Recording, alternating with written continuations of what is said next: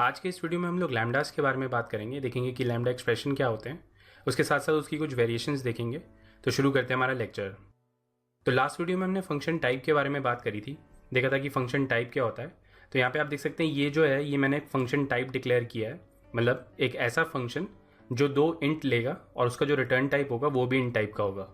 Similarly यहाँ पे हमने कैलकुलेटर नाम का फंक्शन बनाया था लास्ट वीडियो में, जिसमें हमने एक पैरामीटर डिफाइन किया है। ये भी एक फंक्शन टाइप है जिसमें ये दो इंट लेगा और ये एक इंट रिटर्न करेगा। तो इस तरीके से हम लोग फंक्शन टाइप्स बनाते हैं। तो अब बात करते हैं कि लैम्डा एक्सप्रेशन क्या होता है। तो सिंपल कॉन्सेप्ट है, लैम्डाज एक एनोनिमस फंक्शंस होते हैं, ऐसे फंक्शंस जिनका कोई नाम नहीं है। तो यहाँ पे मैं एक लैम्डा डिफाइन करता हूँ, उसके बाद उस पर डिस्कशन करते हैं। तो यहाँ पे मैं लिखता हूँ वैल लैम्डा 1। तो यहाँ पे मैं सबसे पहले ब्रेसेस लगाऊंगा और इसके अंदर मैं लिखूंगा x:int कॉमा y:int और उसके बाद यहाँ पे मैं एक एरो लगाऊंगा और यहाँ पे मैं इसकी बॉडी दूंगा x+y। तो इसको हम लोग लैम्डा एक्सप्रेशन कहते हैं, मतलब एक ऐसा फंक्शन जिसका कोई नाम नहीं है।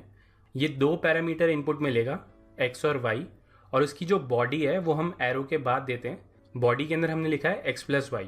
अब जैसा कि मैंने बताया था कि लैम्डास जो होते हैं वो हमारे फंक्शन ही होते हैं, तो यहाँ पे आप इसका टाइप देख सकते हैं, ये फंक्शन टाइप से बिल्कुल मैच कर रहा है क्योंकि ये फंक्शन ही है। इससे भी आप कंपेयर कर सकते हैं, ये बिल्कुल सिमिलर है इसके। तो ये एक हमारा सिंपल लैम्डा है जो इनपुट में दो पैरामीटर्स लेगा एक्स वाई और उनको सम करके रिटर्न कर देगा। तो यहाँ पे आप इसका रिटर्न टाइप देख सकते हैं, इंटीजर आया है क्योंकि एक्स और वाई इंटीजर थे, उसका सम भी इंटीजर होगा, तो ये इंटीजर आया है। तो इस तरीके से हम लोग लैम्डा एक्सप्रेशन बनाते हैं। तो इसकी बॉडी के अंदर हम मल्टीपल लाइन्स भी लिख सकते हैं। तो यहाँ पे मैं एक मल्टी लाइन वाला लैम्डा बनाता हूँ। तो यहाँ पे मैं लिखता हूँ वेल मल्टी लाइन लैम्डा और यहाँ पे मैं इसको इस तरीके से लैम्डा असाइन करता हूँ। तो यहाँ पे आप जैसे ही ये दो ब्रेसेस लगाएंगे तो उसको पता चल जाएगा कि ये लैम्डा है, तो उसने इस तरीके का टाइप इन्फरेंस कर लिया। इसके अंदर मैं इसकी बॉडी डिफाइन करूंगा। तो लैम्डा के अंदर जो भी आपकी लास्ट लाइन होगी वही उसका रिटर्न टाइप होगा। तो यहाँ पे आप देख सकते हैं इसका रिटर्न टाइप स्ट्रिंग है। तो अगर जो भी उसका लास्ट एक्सप्रेशन होगा उसका जो डेटा टाइप होगा वो इस लैम्डा का रिटर्न टाइप होगा। तो इसको एग्जीक्यूट करके देखते हैं। अब क्योंकि ये फंक्शन ही है तो एग्जीक्यूट करने का तरीका वही है। तो यहाँ पे मैं ब्रैकेट लगा देता हूँ और इसको रन करके दिखाता हूँ। तो यहाँ पे आप इसका आउटपुट देख सकते हैं, हेलो लैम्डा आया है, मतलब ये वाली लाइन हमारी एग्जीक्यूट हुई है। अब सपोज मुझे इसका रिटर्न टाइप भी प्रिंट करना होता है तो यहाँ पे मैं प्रिंट लाइन लगा देता हूँ, मतलब जो भी ये फंक्शन रिटर्न करेगा उसको भी मुझे प्रिंट कराना है। तो यहाँ पे मैं इसको रन करता हूँ, तो एंड में इसके 2 लिखा होता है तो इसलिए यहाँ पे 2 आ रहा है। तो इस तरीके से हम लोग लैम्डास डिफाइन करते हैं। तो एक बार स्लाइड पे चलते हैं। तो कॉटलिन में हम इस तरीके से फंक्शन डिफाइन करते हैं, ये दो इंटीजर लेगा और इंटीजर ही रिटर्न करेगा। अब सपोज मुझे इसका लैम्डा बनाना है, मतलब इसका एक लैम्डा एक्सप्रेशन बनाना है, तो कुछ इस तरीके से होगा। तो ये मैंने दो ब्रेसेस लगाए हैं, ब्रेसेस के अंदर मैंने दो पैरामीटर डिफाइन किए क्योंकि यहाँ पे भी मैंने ए और बी डिफाइन किए थे, ये हमारे पैरामीटर्स हैं। उसके बाद एरो लगाया मैंने यहाँ पे, एरो के बाद a+b लिख दिया क्योंकि यहाँ पे भी हमने a+b रिटर्न किया था। तो ये इसकी बॉडी है। तो इस तरीके से हम लोग लैम्डा डिफाइन करते हैं। तो आई होप आपको ये क्लियर हो गया होगा, ये सिंपल ही कॉन्सेप्ट है, ऐसा फंक्शन जिसका कोई नाम नहीं है। तो इस तरीके से हम लोग लैम्डास डिफाइन करते हैं। तो वापस चलते हैं कोड पे और कुछ वेरिएशंस देखते हैं। तो यहाँ पे डिफरेंट लैम्डास बना के देखते हैं। तो यहाँ पे मैं लिखता हूँ वैल सिंगल पैरम और इसको मैं यहाँ पे असाइन करूँगा। ये x लेगा इंटीजर टाइप का और ये रिटर्न करेगा उसका स्क्वायर x×x। तो ये मेरा एक सिंपल लैम्डा एक्सप्रेशन है जो कि सिर्फ एक इनपुट लेगा और उसका जो रिटर्न टाइप होगा वो इनका मल्टीप्लिकेशन होगा। तो यहाँ पे आप इसका आउटपुट देख सकते हैं। तो अगर मैं यहाँ पे इसका डेटा टाइप डिफाइन कर देता हूँ, लैम्डा 2 नाम देते हैं इसको अभी के लिए। अब क्योंकि जो लैम्डा होते हैं वो हमारे फंक्शंस ही होते हैं, तो यहाँ पे मैं इसका एक फंक्शन टाइप डिक्लेयर कर देता हूँ, मतलब एक ऐसा फंक्शन जो इंटीजर लेगा इनपुट में और इंटीजर ही रिटर्न करेगा। अब क्योंकि मैंने इसका डेटा टाइप डिफाइन कर दिया है, मतलब ये हमारा फंक्शन टाइप है, तो यहाँ पे मुझे उसके पैरामीटर्स का डेटा टाइप डिफाइन करने की जरूरत नहीं है। तो यहाँ पे मैं डायरेक्टली x लिखूंगा और यहाँ पे मैं रिटर्न कर दूंगा x×x। तो यहाँ पे टाइप डिक्लेरेशन लिखना ज़रूरी नहीं है, अगर कंपाइलर जो है वो आइडेंटिफाई कर लेगा कि यहाँ पे किस तरीके का डेटा टाइप है तो यहाँ पे टाइप डिक्लेरेशन नहीं लिखना। तो इस तरीके से भी हम लोग लैम्डा डिफाइन कर सकते हैं। तो आगे बढ़ते हैं। तो यहाँ पे मैं एक और लैम्डा डिफाइन करता हूँ। तो यहाँ पे मैं लिखता हूँ वैल से हाई मैसेज, जो कि स्ट्रिंग टाइप का होगा हमारा, और इसकी बॉडी में यहाँ पे मैं लिखूँगा println हेलो $मैसेज। तो ये हमारे लैम्डा की बॉडी है। अब क्योंकि जो println है वो कुछ भी रिटर्न नहीं करता है, तो यहाँ पे आप देख सकते हैं यूनिट लिखा आया है और ये हमने स्ट्रिंग इनपुट में लिया है।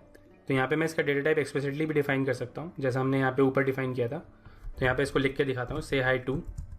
तो इस वाले वेरिएबल को मैं ये वाला लैम्डा असाइन कर सकता हूँ क्योंकि ये इसके डेटा टाइप के साथ मैच हो रहा है, तो इसको हमने यहाँ पे असाइन कर दिया और यहाँ पे मैं इसको रिमूव भी कर सकता हूँ। तो इस तरीके से ये काम करते हैं। तो इस तरीके से हम लोग डिफरेंट लैम्डास डिफाइन करते हैं। तो इसके कुछ और वेरिएशंस देखते हैं। तो इसको मैं यहाँ से रिमूव कर देता हूँ। तो यहाँ पे मैं एक सिंगल पैरामीटर वाला लैम्डा डिफाइन करता हूँ, val single param. Function type define करूँगा जो कि एक इंटीजर लेगा और रिटर्न करेगा एक इंटीजर ही।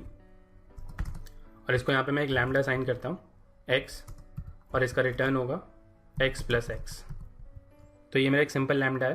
तो ये जो हमारे सिंगल पैरामीटर वाले लैम्डा एक्सप्रेशंस होते हैं, इनको हम और सिंप्लीफाई भी कर सकते हैं। तो यहाँ पे मैं इसको सिंप्लीफाई करता हूँ, सिंप्लीफाई नाम देता हूँ इसे, सिंप्लीफाई सिंगल पैरम। सेम वही डिफाइन करता हूँ यहाँ पे मैं।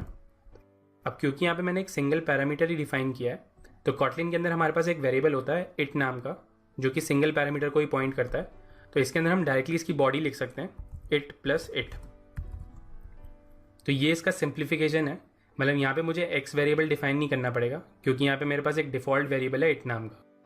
तो यहाँ पे हमने इट का यूज़ करा है, जो कि ऑटोमेटिकली डिक्लेयर होता है लैम्डा के अंदर अगर सिंगल पैरामीटर का लैम्डा है।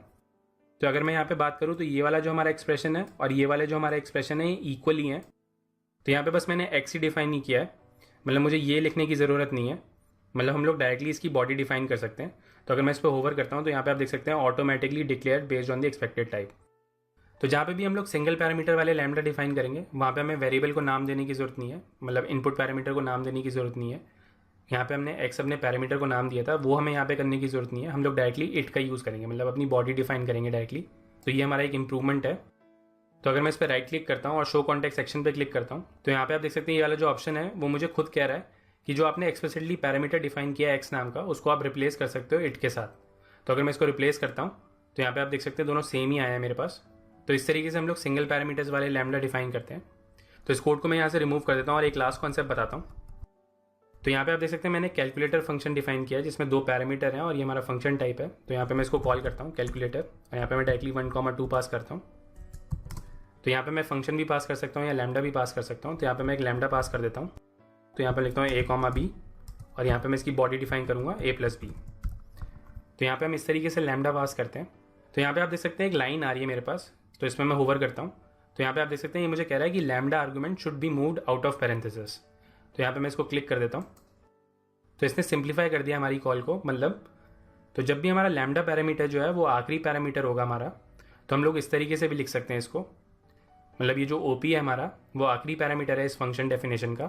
तो हम लोग अपने लैम्डा को उस फंक्शन कॉल से बाहर भी लिख सकते हैं। तो यही हमने यहाँ पे किया है। मतलब हमने पहले इस तरीके से लिखा था इसको, मतलब पहले हमने इसको इस तरीके से लिखा था। मतलब ये वाला जो हमारा लैम्डा पैरामीटर है वो इस फंक्शन कॉल के अंदर था। कॉटलिन ये कहता है कि अगर आपका जो लैम्डा पैरामीटर है वो आखिरी पैरामीटर है तो आप उसको बाहर भी लिख सकते हो। तो ये सिंप्लीफाई हो गया हमारा। इससे क्या होता है, हमारे कोड की रीडेबिलिटी बढ़ जाती है। तो इस तरीके से भी हम लोग इसको सिंप्लीफाई कर सकते हैं। तो ये था हमारा लैम्डास के बारे में। आई नो थोड़ा सा कॉम्प्लेक्स लग रहा होगा शुरुआत में, बट सिंपल कॉन्सेप्ट है। आप इसको फंक्शन की तरह देखिए, ईजी लगेगा। तो नेक्स्ट वीडियो में हम लोग कलेक्शंस के लाइब्रेरी फंक्शंस के बारे में बात करेंगे। तो थोड़ा सा और क्लियर हो जाएगा कॉन्सेप्ट कि कैसे यूज़ करने हैं ये लैम्डास। बट ट्राई करें, छोटा सा ही कॉन्सेप्ट है।